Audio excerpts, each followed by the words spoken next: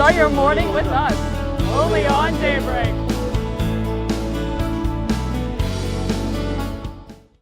Welcome back to Daybreak. We're joined with Zach Brandner. He's the roommate of Elenas Chaquette, excuse me. She recently was murdered over in Pitt a couple weeks ago. Thanks for coming on. I know it's a tough situation to talk about. Yeah, thank you You're for coming welcome. on. Yeah. So you met her at Greensburg, and then you came over here to Pittsburgh. Tell us like a little process of how you met and how it came about. Yeah, sure. So we both did 2 years over at Pitt Greensburg. We met as freshmen in a class called Freshman Seminar. That class is just to get freshmen acclimated to the university life, kind of like the classes that they have here for freshmen. Mm-hmm. So it's all freshmen in that class. We got put into a group project together, and that's how we first met. She had the idea to work on it in her apartment, so I went over there and worked on it with her, and friendship just kind of clicked. We became great friends right off the bat.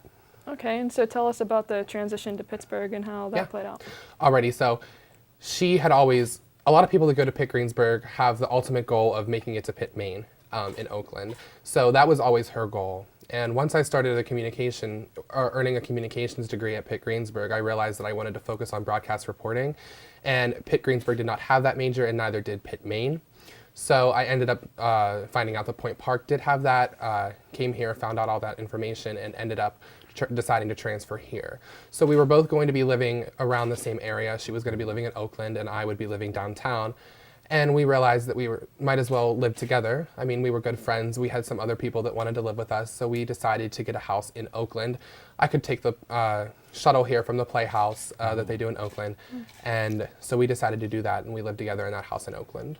Okay, so getting on a more serious note, she's obviously had a relationship with Matthew Darby, and you've clearly been friends with her for a while.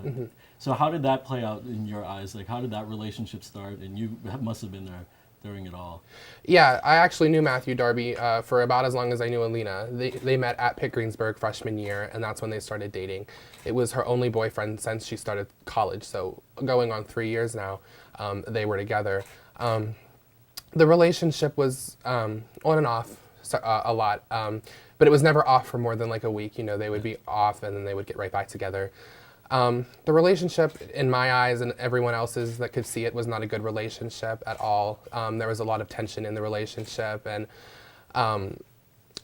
it's unfortunate that, it's extremely unfortunate that it ended the way it did. It's so upsetting and so sad, but I think we can really use this to help raise awareness in the future for domestic violence. Absolutely. Did you see signs of this over time? Oh yeah, for sure. And there were signs, and we even 2 weeks before, or about 2 weeks before she was killed, he broke into our house, and that was kind of like the tipping point where, okay, we hadn't called the police for other signs that we had seen earlier on because Alina didn't want us to. She didn't want us to tell anybody. You know, it was her business.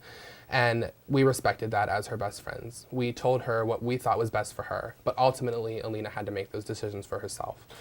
Eventually, when he did break into our home, we did call the police that night, and he did end up being arrested. He was in jail for 2 or 3 days, and then he was served with the PFA several days later after he was released from jail. There was some time in between his release from jail and when he got the PFA, and that was concerning, I know, to Alina, because at this point she had broken up with him for good. They were not together. She did not want anything to do with him. She had moved on.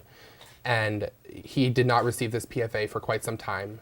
And I know from different things that she told me when she was still alive that was very concerning to her.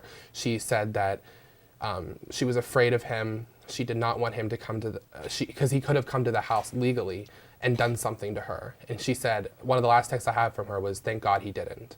So she was very concerned about that. Yeah, that must be really alarming. Now, obviously we've talked about the warning signs here, but how in specific, like what warning signs maybe did you pick up on in between that time period where the PFA before that actually took into effect? Yeah, so, I mean, even before the PFA, I mean, over the summer, me and Alina went to Florida on vacation, and one of the signs that I saw was he would call her constantly, and if she didn't answer, he would keep calling. So I know that one of the interviews that was done was with one of Alina's former employers, and it was, they asked, like, did you see any signs while she was at work? Like, what did Matthew Darby do? Did he do anything? Did you see anything? And one of the things that this coworker said was he would call her. One time he called her 30 times while she was at work. Like Oh my goodness. he didn't believe her when she said she was at certain places. There was just no trust on his. He did not trust her at all. And if she didn't answer the phone, he would, just keep calling and calling and calling. So that was one of the warning signs that I saw. And obviously there were other things too. I mean, when we would go out, we would all go out to dinner and everything would be fine. And then a couple of minutes later, it's like he would turn on her. Like the littlest thing set him off. And that was definitely very concerning in my eyes. So, tragically, that day when you guys were supposed to go out for a cancer walk with her Yes. parents.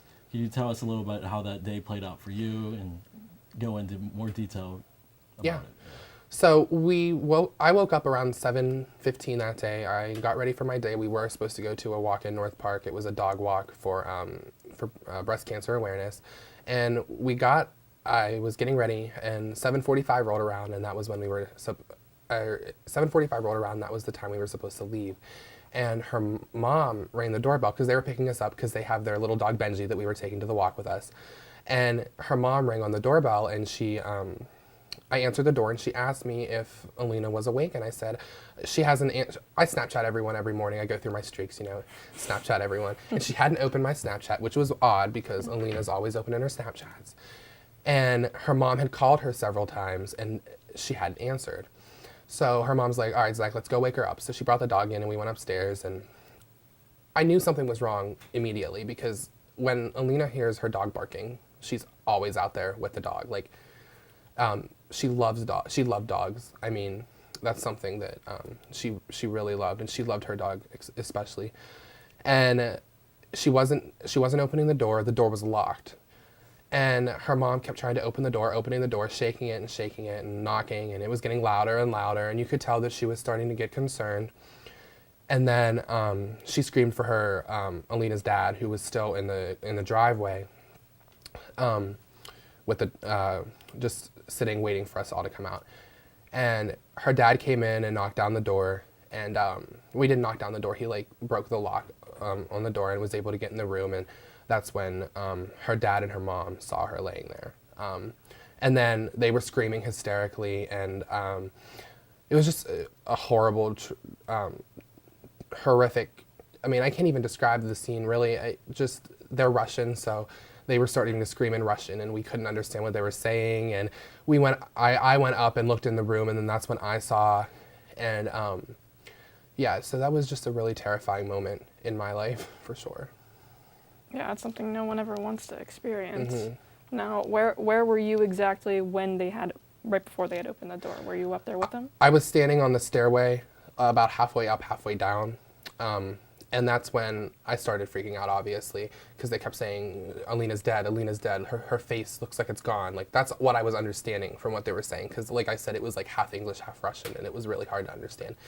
And I went up the stairs and I looked in for myself, like I said, and that's when I saw. And at that point, her dad had moved her onto the floor, and he was just covered in blood. Like, that's what I remember seeing, is all the blood. Like, there was so much blood. And it was just horrifying to see her like that, and then for her parents to have found her, like, that was just horrible.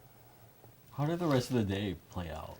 So right after that all happened, I was the one that actually called the police. And they got there very, very quickly with ambulances and detectives and counselors and honestly everything.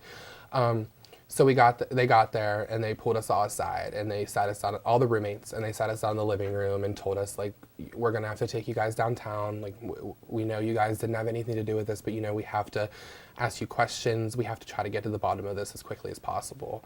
So probably 20 minutes later, we were in a police car on our way downtown for questioning. So they questioned us each individually in the rooms. And then we all were in like a joined room together with our parents, because our parents had showed up by that point. And then probably an hour and a half later, we were released to go home. Okay, so following that, what has the rest of the investigation drawn for you?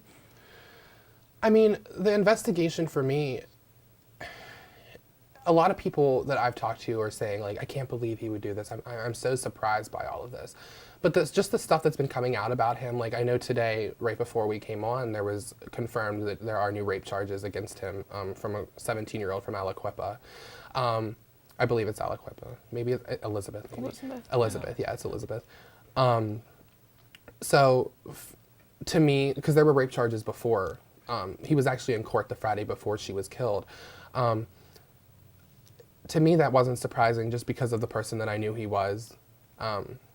However, the things that he did to her, and when it came out, like what exactly her injuries were, I was shocked. I couldn't believe that someone could be capable of doing that and then continuing to go and do the rest of the things that he did, because the detectives told us that, you know, she died after the first hit and he just kept going.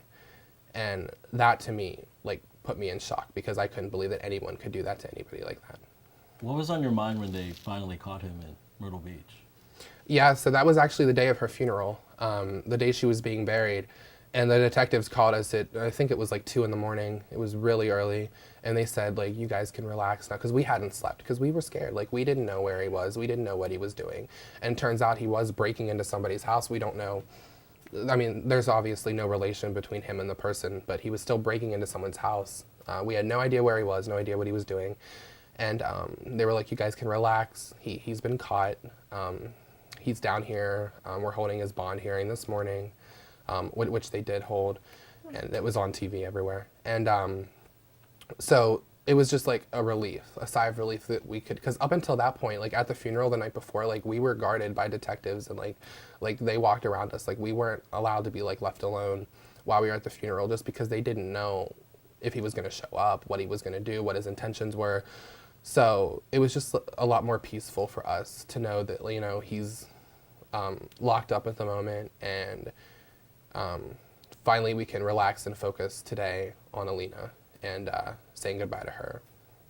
Right now, with saying goodbye, what would you say? You know, what would you say now? Well, just that I love her to death. I mean, there's nothing worse than losing, you know, your best friend. I never thought that I mean, obviously, you know, like, people go through deaths in their life, and I've gone through deaths in my own life, you know, with like grandparents and things like that. But it's different when someone's taken so young, and when you have plans with them, you know, like me and Alina had long-term plans, you know, just doing stupid things, you know, from going Halloween shopping to, you know, having parties in the future, and just stuff we always joked about we'd do with our kids when we grew up. So it's just a lot different when they have their whole life ahead of them. Mm-hmm. And just for someone to be taken away so brutally, it's just unbelievable and horrifying. Have you been back to the house since?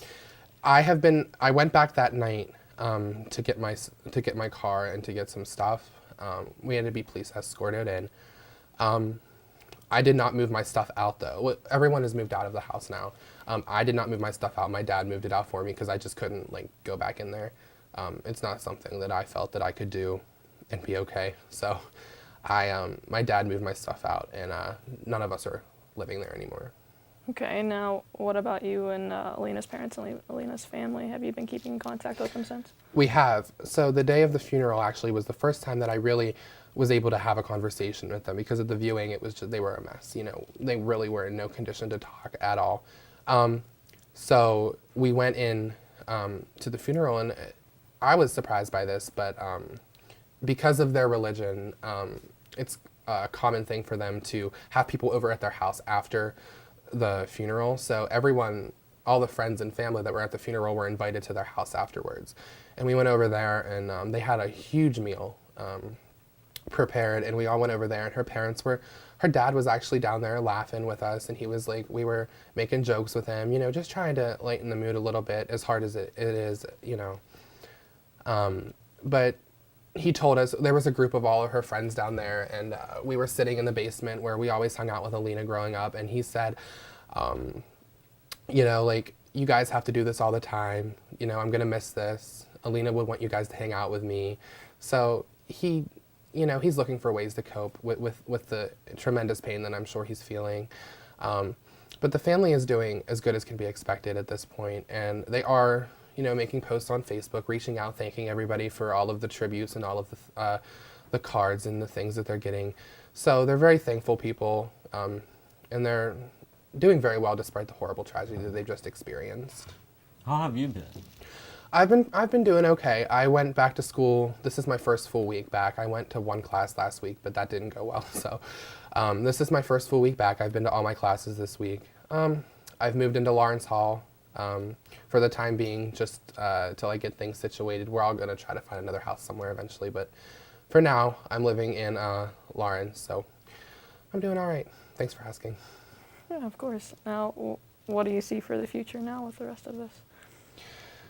Well, I see a lot of, there's going to be a lot of court dates in the future. Obviously, with the situation, the detectives told us the other day, they were like, we're going to be your best friend for the next 2 to 3 years.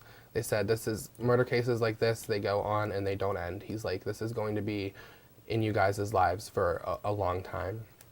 So it's going to be a very, very long road, but we're ready to fight and we're ready to make sure Alina gets justice that she deserves. Do you think this is going to shine light on domestic violence a little more and maybe the PFA process? Oh, absolutely. There's already a law that's in Harrisburg. It was sitting there before this happened, but lawmakers are outraged that this happened because this law could have been in place and it wasn't, and they're actually talking about calling it Alina's law if it is passed. So there's definitely talk and there's definitely things going on, and I think it's going to get the ball rolling on a lot of these things. Well, thank you so much for joining us and telling your story. You're welcome. Thank you for having me, guys. Thank you. Thank you.